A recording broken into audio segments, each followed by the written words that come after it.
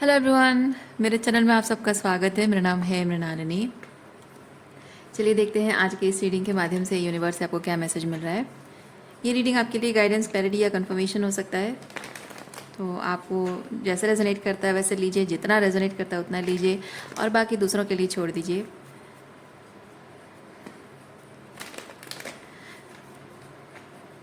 Gender specific reading नहीं है, timeless readings है। तो आपको जब भी रेजोनेट करता है आप एनर्जी क्लेम कर सकते हैं और रेजोनेंस के हिसाब से रीडिंग का जेंडर स्विच कर सकते हैं, रोल्स रिवर्स कर सकते हैं।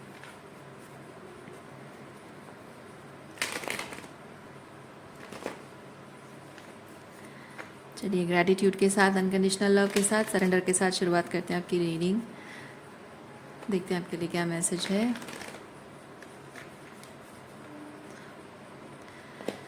ओवरऑल एनर्जी आपकी रीडिंग की है, अरे बाप रे, ये डिफेंसेस है, डिफेंसिव एनर्जी, गार्डेड एनर्जी है। फाइट करना, फाइट बैक करना, अपने किसी भी चीज़ के लिए स्टैंड लेना। तो मैं फील कर रही हूँ कि आप किसी चीज़ के लिए स्टैंड ले रहे हो, बहुत पावरफुल स्टैंड ले रहे हो। और जैसे आई एम हियरिंग मुंह तोड़ जवाब, किसी एक गलत बात का मुंह तोड़ जवाब है ये स्टैंड लेना। अब ये किस तरह से हो रहा है, अलग अलग लोगों के लिए अलग अलग चीज़ें हो सकती है। हो सकता है कि आप कोर्ट कचहरी जा रहे हो या कम्युनिकेशन के थ्रू हो रहा है, या फिर कुछ और तरीका हो सकता है। सबके लिए अलग अलग होता है। अपने अपने लिए स्टैंड लेना सबके लिए अलग अलग होता है।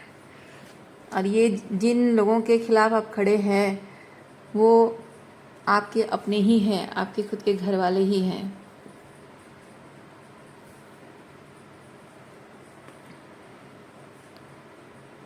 हाँ,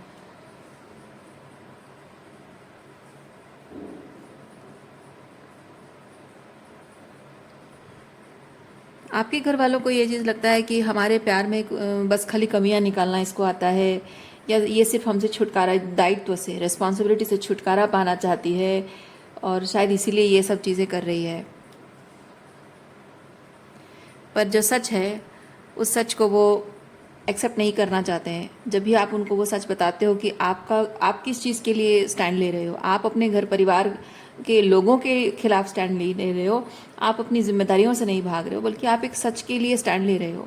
और जब उस सच को आप उनको बताते हो कि क्या सच है, क्या चीज़ है, तो यहाँ पर टावर मूवमेंट्स आते हैं। ये टावर मूवमेंट्स मतलब कि घर में लड़ाई झगड़े होते हैं, आर्ग्यूमेंट्स होते हैं और वो आपकी बात को एक्सेप्ट नहीं करना चाहते हैं। और बस एक बहुत ही ज़बरदस्त ज़ोरदार धमाकेदार कुछ ऐसा आर्ग्यूमेंटेटिव थिंग्स होता है। फिर उसके बाद सब कुछ शांत हो जाता है। फिर उसके बाद जैसा चल रहा है वैसा सब कुछ फिर से चलने लगता है। जैसे कि अननेसेसरीली आप घर में बस अपनी बात रखकर कैओस कॉन्फ्लिक्ट क्रिएट करना चाहते हो और आपको जैसे कि ये सब करके मज़ा आता है। आपके जो घर वाले हैं बेसिकली ये साबित करना चाहते हैं। तो आपकी बात को लेकर जो वो चुप्पी है ना, चुप्पी साध लेते हैं, उसका मतलब ही भी है, उसका मतलब ये नहीं है कि उन्हें अपनी गलती का एहसास है। उनका मतलब, उनका पर्पस यही है, चुप रहने का पर्पस यही है, आपको साबित करके दिखाना कि तुम सिर्फ लड़ाई झगड़ा करना जानती हो और तुम्हें सिर्फ बहाना चाहिए, कोई ना कोई टॉपिक तुमको चाहिए लड़ाई झगड़ा करने के लिए। और ये सब जो तमाशा है ये करके बस तुम अपना टाइम पास करती हो, तुमको मज़ा आता है, बोर हो रही हो इसीलिए तुम सब करना होता है तुम्हें ये सब। दूसरों के टाइम की और एनर्जी की या फिर दूसरों के प्यार की कोई वैल्यू नहीं है तुम्हारे लिए।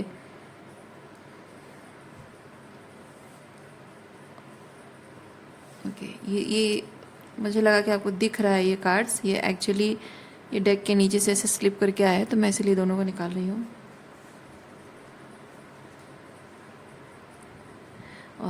जजमेंट,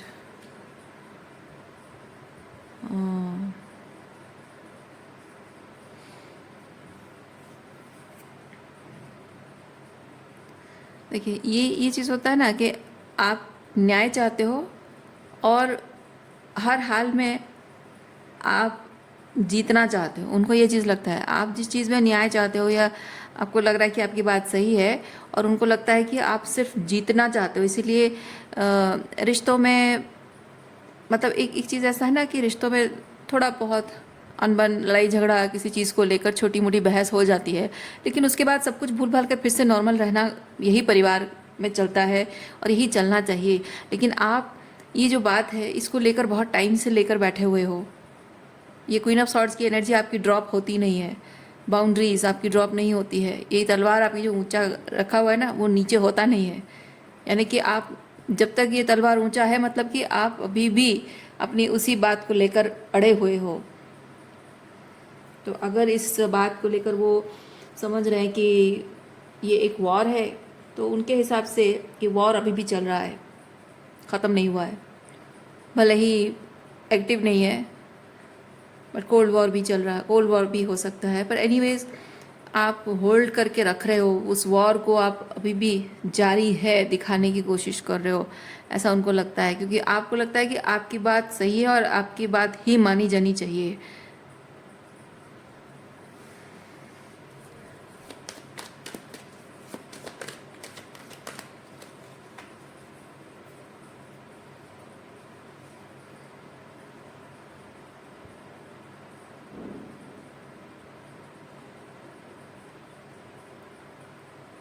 कभी कभी घर परिवार की भलाई के लिए, सुख शांति बनाए रखने के लिए कुछ कुछ बातों को, कुछ सच को छुपाना पड़ता है, कभी झूठ बोलना पड़ता है,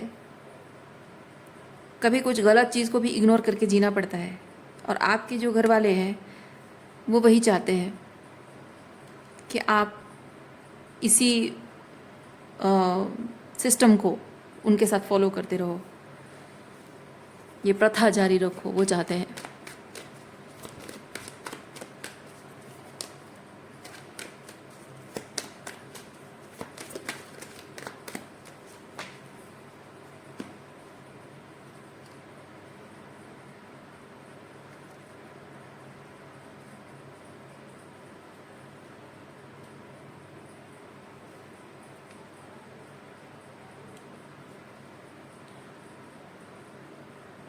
Hermit reverse and Queen of Pentacle reverse.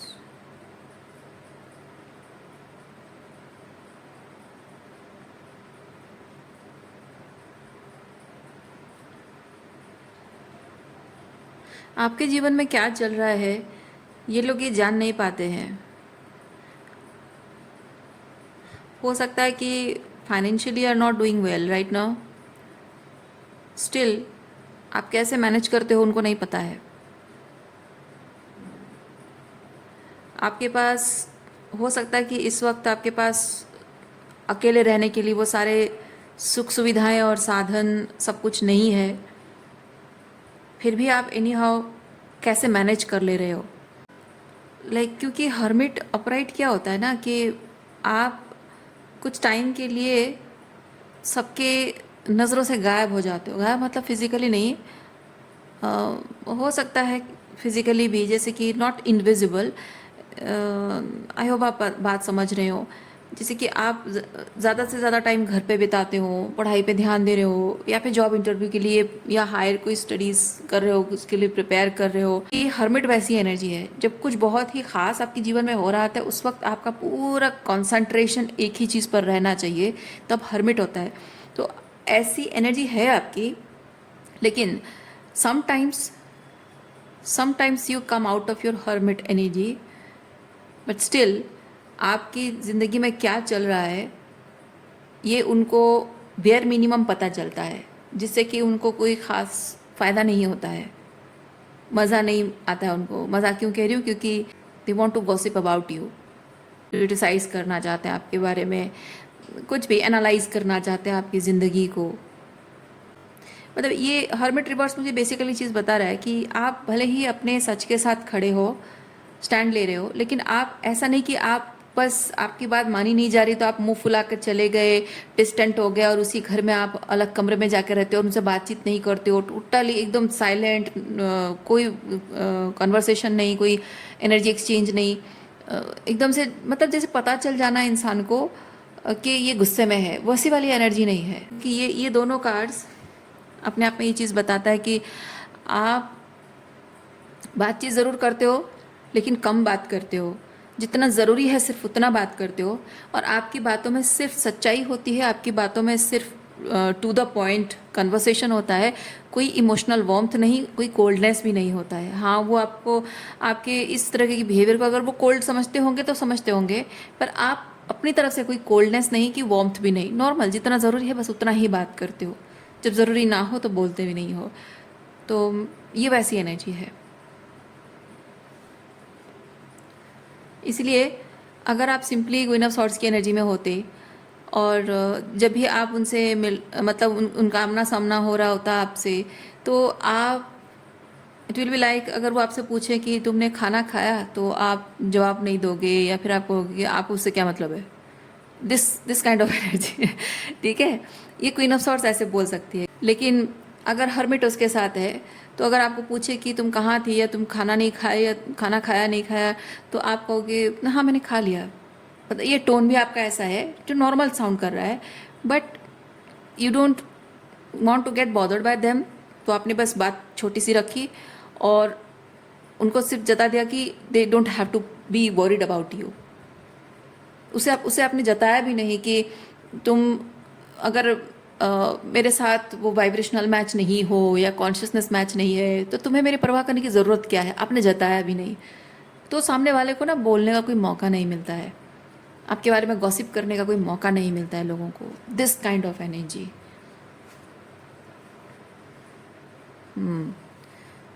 और अगर आप ऐसी एनर्जी में नहीं हो तो भी आपको होने की ज़रूरत है, क्योंकि आप जैसे मैंने कहा कि बात करने का वो जो लहजा है ना, उससे क्या होता है, जो टॉक्सिक लोग होते हैं, स्पेसिफिकली जो नार्सिसिस्टिक टेंडेंसीज वाले जो लोग होते हैं उनको एनर्जी मिल जाती है।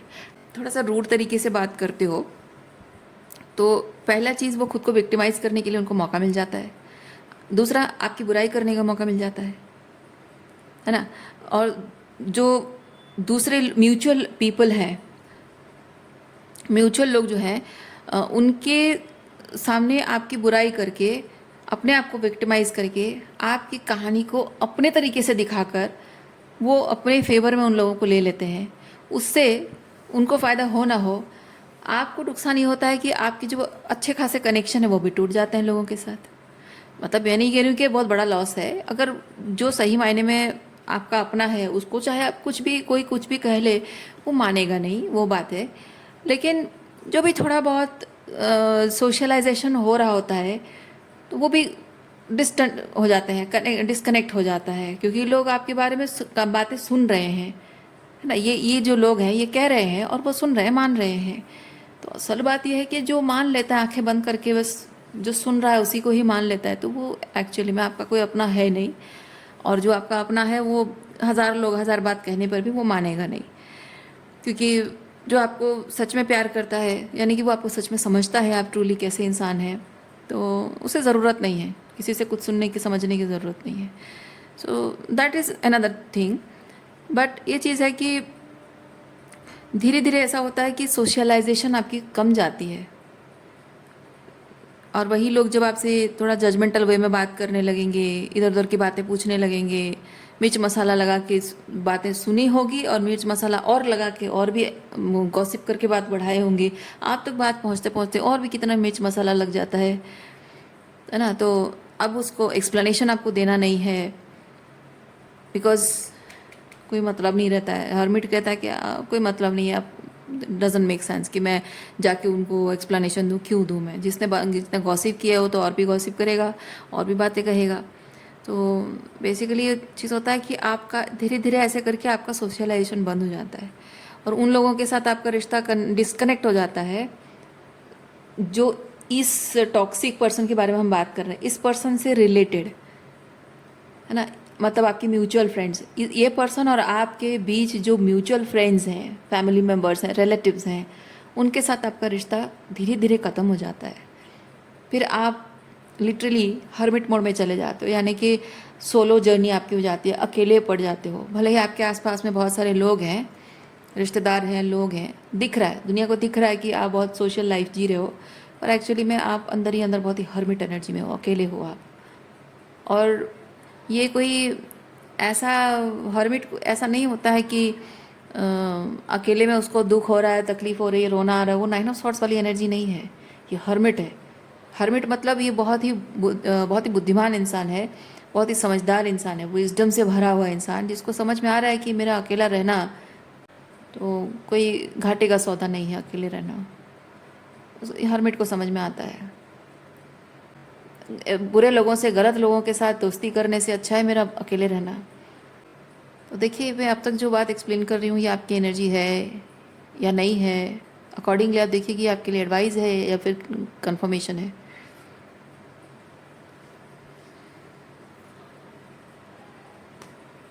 और ये ज़रूरी होता है, और ये हमेशा होता है, ये आपके साथ नहीं, ये हर किसी के साथ होता है। क्योंकि कोई अगर किसी एक सच के साथ खड़ा है और बहुत ही पावर एंड मतलब बहुत ही कॉन्फिडेंस के साथ खड़ा है कि नहीं, मैं किसी भी हाल में अपना ये सच का साथ नहीं छोड़ूंगा या नहीं छोड़ूंगी, ये मेरा पर्पस है मेरे जीवन का, ये सच ही है जो मेरी पहचान है, तो एक टाइम आता है जब इंसान धीरे धीरे करके अकेला हो जाता है और उसे एक्सेप्ट करना पड़ता है। और ये कोई सज़ा नहीं होती है, ये कोई सज़ा नहीं है, अकेले पड़ जाना कोई सज़ा नहीं है। अकेले पड़ जाना ये बात है कि आप जिस सच के साथ खड़े हो, सच के साथ खड़े होने के लिए हर किसी के दम नहीं होता है। बात समझ रहे हैं आप? तो आप सोचिए कि आप कितने पावरफुल बन रहे हो धीरे धीरे, कि लोग आपके साथ खड़े होने में, आपका साथ देने में, आपके साथ कदम से कदम मिलाकर चलने में उनके पैर कांप रहे हैं। ओके, और देखते हैं क्या मैसेज है आपके लिए।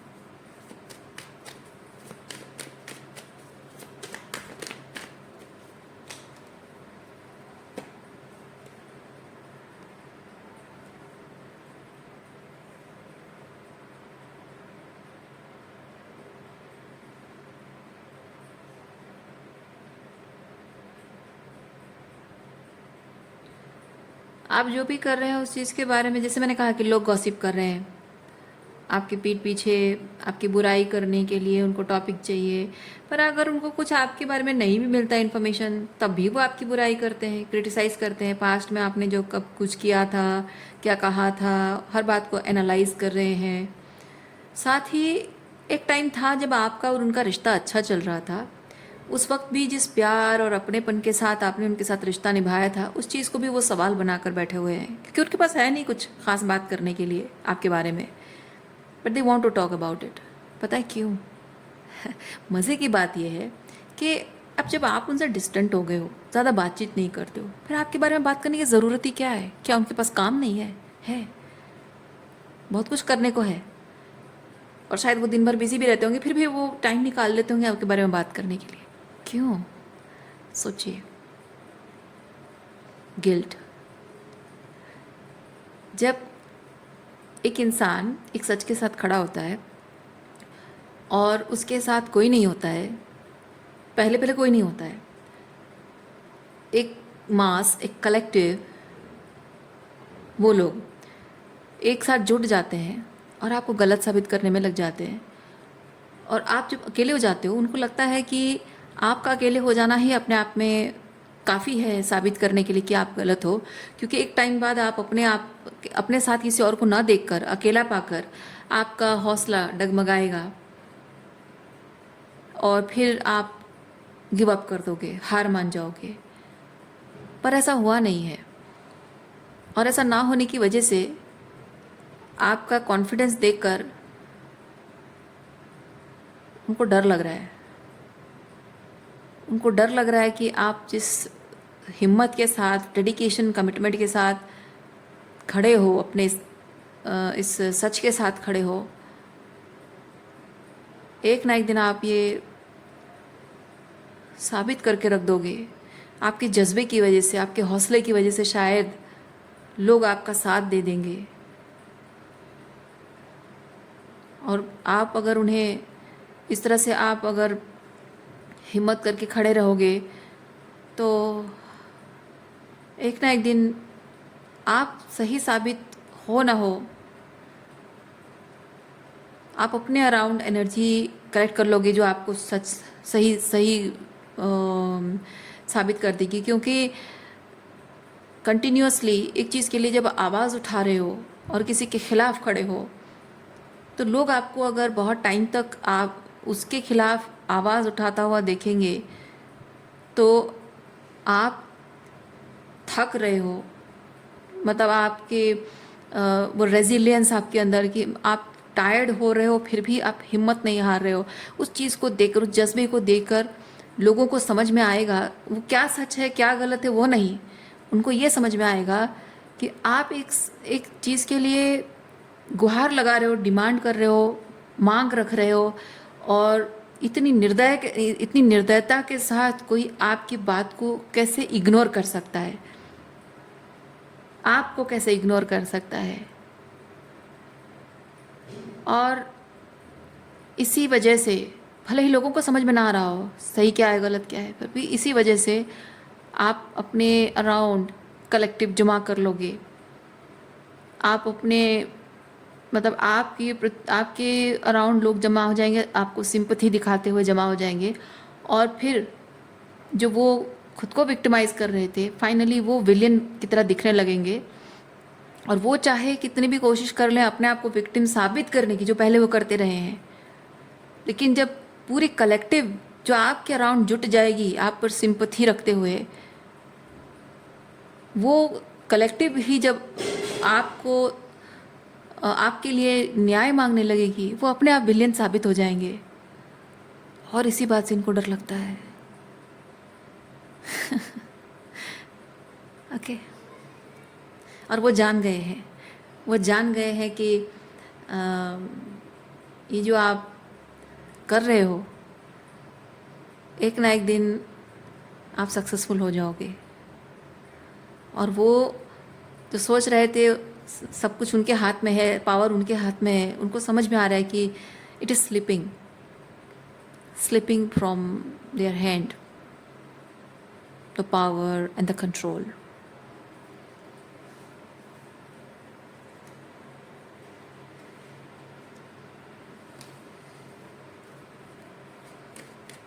रेस्टलेस, ये जो जिन लोगों की हम बात कर रहे हैं ना, वो रेस्टलेस फील कर रहे हैं। उनके ज़ुबान खुल नहीं रही है, उनका थ्रोट चक्र बहुत ही कंजेस्टेड फील हो रहा है। ठीक है, उनका थ्रोट चक्र बहुत ही कंजेस्टेड फील हो रहा है। Heart palpitation, yes, heart palpitation बढ़ रहा है, रेस्टलेस फील हो रहा है।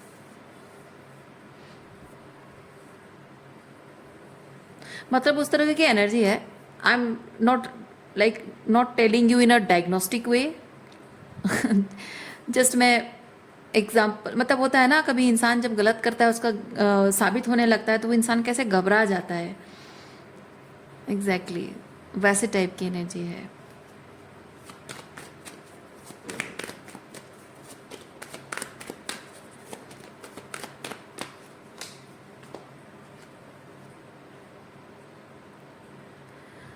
पेज ऑफ कप्स,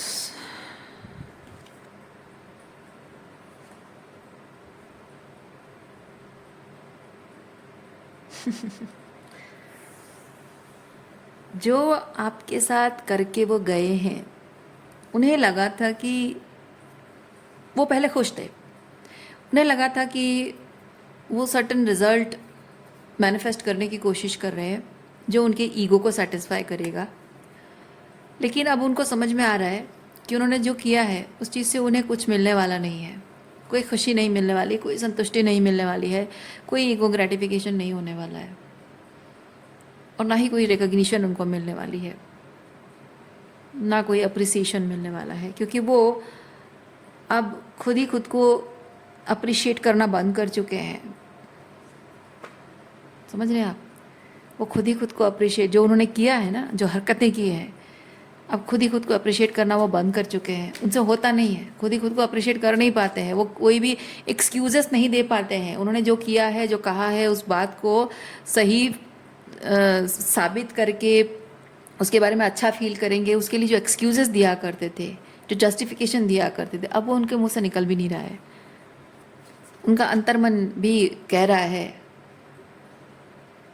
कि बंद करो ये सब, झूठी तारीफ़ें अपनी करना बंद करो, झूठा जस्टिफिकेशन देना बंद करो।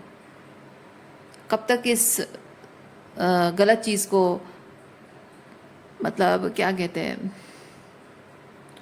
कब तक इस इल्यूजन में रहोगे, कब तक इस गलतफहमी में रहोगे, अपने आप को इस गलतफहमी में कब तक रखोगे? तुम भी जानते हो, उनका अंतर्मन कह रहा है, तुम भी जानते हो कि जो तुमने किया है वो गलत है, पर एक्सेप्ट करो कि तुमने गलत कर लिया है। और गलत तो कर लिया है, और भी चीज़ों को, गलतियों को ढकने के लिए भी कोशिश करते करते करते करते और अपने अहंकार में जीते जीते इतना गलत कर दिया है कि अब चीज़ों को सुधारने के लिए एक दूसरा चांस भी तुम डिज़र्व नहीं करते हो। उनका हायर सेल्फ उनसे ये चीज़ कह रहा है।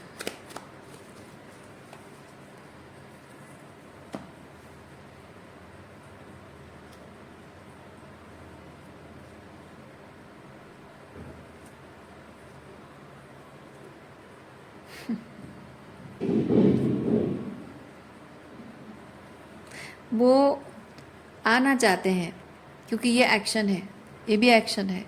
वो आना चाहते हैं, आप आना चाहते थे, वो आना चाहते थे आपकी तरफ इस एनर्जी में। ये बहुत ही लाइक दैट वार्मथ के साथ, बहुत ही फ्रेंडली एनर्जी में, बहुत ही लाइक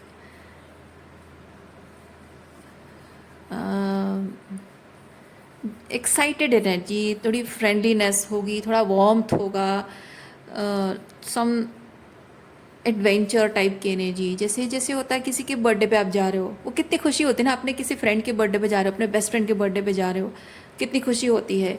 या फिर गर्लफ्रेंड से मिलने जा रहे हो, जो खुशी होती है। तो इनको ये चीज़ लगता था कि इतने टाइम बाद जब वो आपसे मिल रहे हैं, तो इस एनर्जी में वो आपकी तरफ आएंगे। और आप भी, जबकि उनसे बहुत प्यार करते थे, पहले आपकी एनर्जी थी ना ऐसे, आप बहुत प्यार करते थे, ये बहुत ही सोलफुल लव एनर्जी है। तो इनको ये चीज़ लगा था कि वो अगर इस तरह की बहुत ही वार्मथ वाली एनर्जी में आपकी तरफ आएंगे, लाइक इम्प्रेशनेबल एनर्जी, समथिंग बहुत ही जॉयफुल है, फ्रेंडली एनर्जी के साथ, तो आप उनको बहुत प्यार से वेलकम करोगे। हमेशा जैसे वेलकमिंग एनर्जी में रहते थे, उनको देखने के लिए जैसे हमेशा एक्साइटेड रहते थे कि यार आज उससे मिलना होगा। मतलब एक होता है ना, जब आप अपने जो बॉयफ्रेंड या गर्लफ्रेंड है उससे जब मिलने जाना होता है, मतलब मान लीजिए कि आप सुबह कॉलेज जा रहे हो और रोज़ आपका उससे कॉलेज में मिलना होता है, तो आप जैसे तैसे करके आप शाम, मतलब जैसे आप कॉलेज से वापस आ रहे हो और शाम जैसे तैसे करके काट लेनी है आपको, बस रात जैसे काट लेनी है, और सुबह के लिए आप बहुत एक्साइटेड हो, इतने एक्साइटेड हो कि आपको सुबह अलार्म की ज़रूरत नहीं पड़ती है, अपने आप आपकी नींद खुल जाती है। क्यों? क्योंकि आप बहुत एक्साइटेड हो कि हाँ फाइनली मुझे अभी मिलना है, आज उसका बर्थडे है, आज स्पेशल ओकेजन है, आज मैं उससे ये बात करूँगी। वो एक्साइटेड में होता है ना, ये वैसा एक्साइटमेंट है। ओके, तो पास में ऐसा था कि आप उनके प्रति इतना प्यार आपके मन में था कि रोज़ you are looking up to meeting that person, looking up to that date, और वो टाइमिंग जो भी आप उनसे मिलते थे, वो दिन है ना, तो आप बहुत एक्साइटेड रहते कि वो टाइम कब आएगा, वो दिन कब आएगा। और उनको ये लगता है कि इतना टाइम जो आप दोनों के बीच में दूरी बन गई है, और थोड़ा बहुत आप, अगर आपके चांसेस हैं मिलने के, कहीं चांसेस हैं, कुछ हैं, और बाई चांस या फिर बाई चांस अगर कहीं मिल गए, तो इनको लगता है कि आप उसी तरह से एक्साइटमेंट शो करोगे उनको देखकर, खुश हो जाओगे उनको देखकर। और जैसे ही आप ये एक्सप्रेशन उनको दोगे कि I am very excited, I met you after so long, मैं बहुत खुश हूँ, बहुत अच्छा लग रहा है तुमसे मिलके, तो उसके बाद वो चीज़ों को फिर से शुरुआत करने की वो कोशिश करेंगे। वो अपनी तरफ से इनिशिएटिव नहीं लेंगे, वो आपकी तरफ से एक साइन चाहते हैं तो यही एक्साइटमेंट वाला साइन वो आपसे चाहते हैं, ताकि वो आपके साथ रिलेशनशिप को फिर से शुरुआत कर सकें। वो अपनी तरफ से इनिशिएटिव नहीं ले रहे हैं इसलिए क्योंकि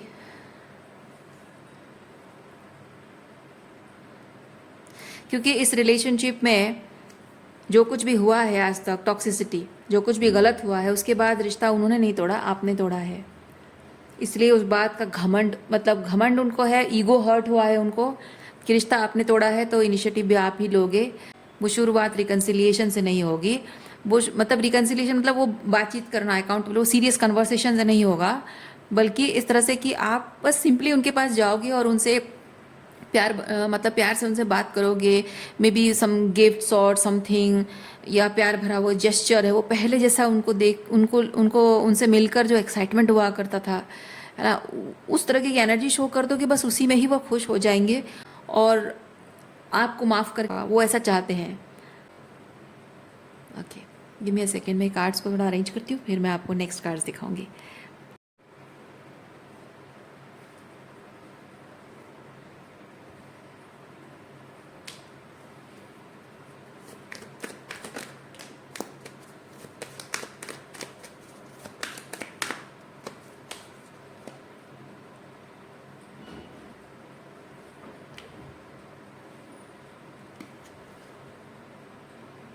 Temperance,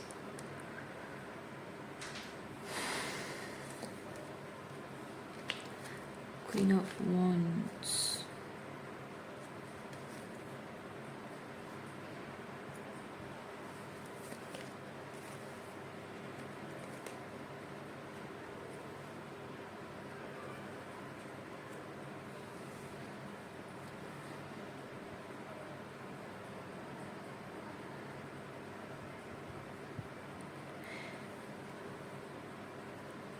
ये जो मैंने आपको भी बताया कैसा चाहते थे, लेकिन अब वो संभव नहीं है। उनको शायद ये समझ में आ चुका है, क्योंकि यहाँ पे 9 ऑफ सॉर्ड्स है। सो मैं ये चीज़ फील कर रही हूँ कि वो पहले चाहते थे कि ऐसा हो, पर वो परेशान थे इस बात को लेकर के ऐसा हो क्यों नहीं रहा है। क्योंकि शायद आप दोनों पास्ट में कभी भी with the 6 of cups, with the 6 of cups, शायद आप दोनों ये सब ख़त्म होने के बाद, ये रिलेशनशिप एंडिंग होने के बाद, शायद आप कभी फिर से मिले होगे। मे बी डिपेंड करता है, आप लोग अलग अलग लाइफ सिचुएशन होगी, तो मैं वैसे स्पेसिफिक तो कुछ कह नहीं पाऊँगी।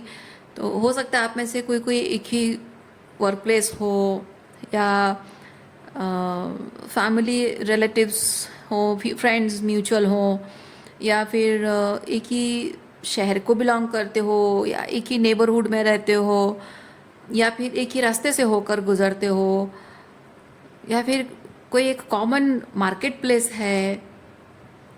तो किसी न किसी तरह से आपका मिलना तो होता होगा। तो ये 6 ऑफ कप्स मुझे वही चीज़ बता रही है, क्योंकि मैं फील कर रही हूँ पहले वो इस चीज़ को लेकर परेशान थे, लेकिन अब वो एक्सेप्ट कर चुके हैं इस चीज़ को। क्या एक्सेप्ट कर चुके हैं मैं बताती हूँ, ठीक है। पहले वो परेशान थे, यानी कि वो जो चाहते थे कि ऐसे ऐसे करके आपका मिलना, रिकन्सिलिएशन हो, तो वो तब हो पाता ना जब आप दोनों मिलते। तो मिले होंगे इसीलिए एक आध बार, 2-4 बार, 5 बार, 6 बार, कितनी बार भी शायद आप टकराए होंगे, मिले होंगे, लेकिन उसके बावजूद भी उनके जो प्लान था, उनके जो इरादे थे कि इस तरह से हमारा रिकन्सिलिएशन होगा, वो हुआ नहीं है। क्योंकि उनसे मिलकर भी आपने वो एक्साइटमेंट शो नहीं किया कि इतने दिनों बाद मैं मिली हूँ, मैं बहुत खुश हूँ, मैं तुम्हें मिस करती थी। नहीं, आपने वो एक्साइटमेंट शो नहीं किया है। और इसी वजह से, और ये इनको पहले ये चीज़ लगा, पहले इनको ये चीज़ लगा कि ये हो क्यों नहीं रहा है, ये जो प्लान मैंने किया, ये मुझे देखकर इतनी खुश नहीं हो रही है, एक्साइटेड नहीं हो रही है, और मुझसे मिलने को तरस नहीं रही है। क्या वो मुझे मिस नहीं करती है? क्या वो मुझे प्यार नहीं करती है? कोई फ़र्क क्यों नहीं पड़ रहा है? मुझे देख के तो जहाँ दीवानों की तरह, पागलों की तरह फील किया करती थी, खुशी से उछल पड़ती थी, मैं उसके लिए इतना मायने रखता था, उसे क्यों फ़र्क नहीं पड़ता किसी बात से? पहले वो परेशान हुआ करते थे, लेकिन धीरे धीरे धीरे धीरे चीज़ें बदली हैं, क्योंकि जस्टिस मुझे ये चीज़ बताता है, some karma is playing, some karma is playing, and this person is realizing कि उन्होंने आपकी फीलिंग्स का, क्योंकि ये आपकी एनर्जी है, that emotional commitment, emotional stability जो आपके अंदर है, हमेशा से थी, उनके प्रति जो इमोशनल कमिटमेंट था, और ये उनकी एनर्जी है जो उन्होंने इस चीज़ का बहुत गलत फ़ायदा उठाया है। ठीक है, तो उन्होंने आपकी फीलिंग्स का जो गलत फ़ायदा उठाया है, उनको उसका कर्मा मिला है, उनको समझ में आया। और ये कर्मा कहाँ से मिला पता है? उन्होंने आपकी जगह जिसको दी, या फिर उनकी ज़िंदगी में जो लोग इम्पॉर्टेंट हैं, उनकी प्रायोरिटी हैं, जिन लोगों के साथ उनका 10 ऑफ कप्स एनर्जी है, ठीक है, उन्हीं लोगों ने, जिन जिन लोगों को उन्होंने चुना अपनी ज़िंदगी में, आप ही और she chose these people over you, उन्हीं लोगों ने उनको कर्मा वो दिया है। क्योंकि हो सकता है, ज़रूरी नहीं है कि इन लोगों को आपकी जगह चुना हो, सिंपली ये उनके परिवार वाले भी हो सकते हैं। क्यों कह रही हूँ? क्योंकि आपने जो उनको परिवार का सुख दिया है ना, जो प्यार, जो अपनापन दिया है, वो ज़रूर इधर वो आपके परिवार वाले हैं, जैसे आपके माता पिता, आपके भाई बहन हैं, आपके स्पाउस हैं, तो वो परिवार है। और अगर बॉयफ्रेंड भी है, अगर आपका ट्विन भी है, तब भी वो परिवार जैसा प्यार जो कोई इंसान डिज़र्व करता है, वो सब कुछ आपने उन्हें दिया, जो हर एक इंसान प्यार में डिज़र्व, रिलेशनशिप में डिज़र्व करता है। तो एक तरह से आप उनके साथ रिलेशनशिप दुनिया को दिखने के लिए क्या है वो मैटर नहीं करता, मैटर ये करता है कि एक तरह से आप स्पिरिचुअली उनके परिवार जैसे ही प्यार आपने दिया है, तो आप परिवार जैसे ही थे। और जबकि दिल का इतना गहरा कनेक्शन, टू ऑफ कप्स, दिल का इतना गहरा कनेक्शन होने के बाद भी उन्होंने जो किया आपके साथ, उनको उसका कर्मा तभी मिल पाता, उनको समझ में आता कि जो लोग उनके दिल के करीब हैं, और उनके दिल के करीब वो उनके घर वाले ही हैं। आपने उनको अपना परिवार माना और उन्होंने आपको धोखा दिया, तो तकलीफ हुई है ना, टू ऑफ कप्स। तो उनके दिल के जो करीब हैं, उनके घर वाले, वही चीज़, सेम चीज़ करेंगे, तभी जाकर उनको समझ में आएगा। इसलिए उनके परिवार से उनको वो एग्जैक्टली सेम चीज़ मिला है।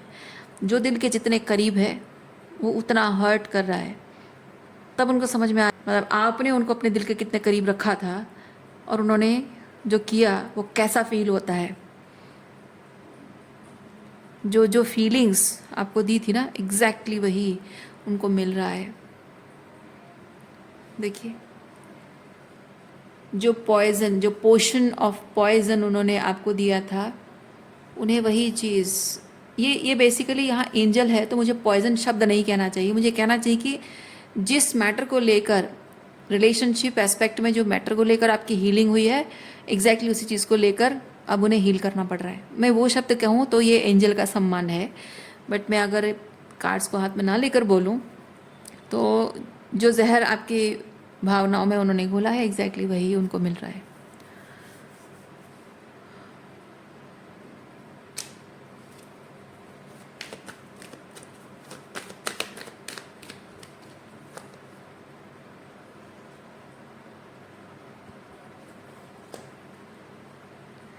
तो उनको समझ में ज़रूर आ रहा है कि उन्होंने जो किया एग्जैक्टली वही उनको मिल रहा है, और वो कैसा फील होता है वो भी समझ में आ रहा है, लेकिन वो इस बात को एक्सेप्ट नहीं करना चाहते।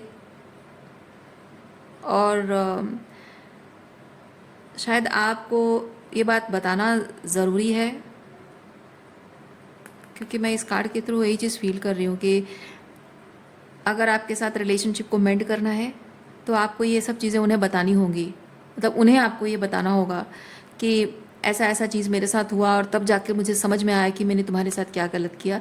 लेकिन वो नहीं चाहते कि उनके घर परिवार में उनको जो कर्मा मिला है वो किस तरह से मिला है, वो नहीं चाहते कि आपको वो बताएं, वो आपको पता चले, वो नहीं चाहते हैं।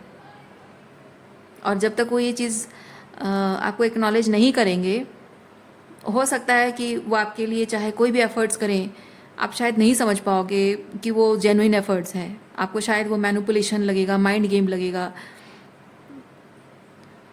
और आप उनको शायद रिलेशनशिप को सुधारने का जो एफर्ट्स करने का जो मौका आप उन्हें नहीं दोगे। तो ये बताना उनके लिए ज़रूरी है, बट बात उनके अहम की है, अहंकार की है, ईगो की है। और आपकी नज़र में उनकी जो इमेज उन्होंने बनाई थी, या आप उनको किसी नज़र से देखते थे wearing those rose colour glasses, वो इमेज वो ख़राब नहीं करना चाहते हैं। पर अब बचा क्या है? प्रैक्टिकली बात यह है कि इंसान अपने बारे में वो आपकी नज़रों में कितनी भी अच्छी इमेज बनाने की कोशिश करें, या फिर आप उनके बारे में डिल्यूजनल होकर भी कितना आप उनके बारे में अच्छा इंप्रेशन लेकर सोचते रहो, लेकिन at the end of the day the behaviour shows कि वो क्या चीज़ है। और उसने जो किया, जिस तरह से उसका बिहेवियर है, वो इम्प्रेशन जो छोड़ जाता है अपने आप में ही इंसान को, यानी आपको ये चीज़ जाहिर सी बात है लगता होगा कि यार ज़िंदगी में बहुत गलत चॉइस कर लिया मैंने, है ना, बहुत गलत चॉइस कर लिया मैंने। और जब ये गलत चॉइस कर लिया ये एहसास हो जाता है, हम एक्सेप्ट कर लेते हैं, उसी पल से वो इंसान हमारे मन से उतर जाता है। तो बात ये, और इम्प्रेशन की बात तो कुछ रहती नहीं है। और है क्या इम्प्रेशन तो ख़राब तो उन्होंने अपने कर्मों से कर दिया, अपने बातों से, अपने बिहेवियर से कर ही दिया है ख़राब इम्प्रेशन। अब क्या इम्प्रेशन बचाना है? अपना इम्प्रेशन खुद ही ख़राब कर दिया अपने ही कर्मों से, अपने बिहेवियर से। अब जब इतना कुछ हो ही चुका है, हम अपने मन से भ्रम को उतार चुके हैं, तुम असली में जो हो हम देख चुके हैं। अब जो पहले इमेज थी, जो जिस तरह से बात किया करते थे, जिस तरह से तुम पर मर मिटते थे, अब वो मर मिटना कहाँ होगा।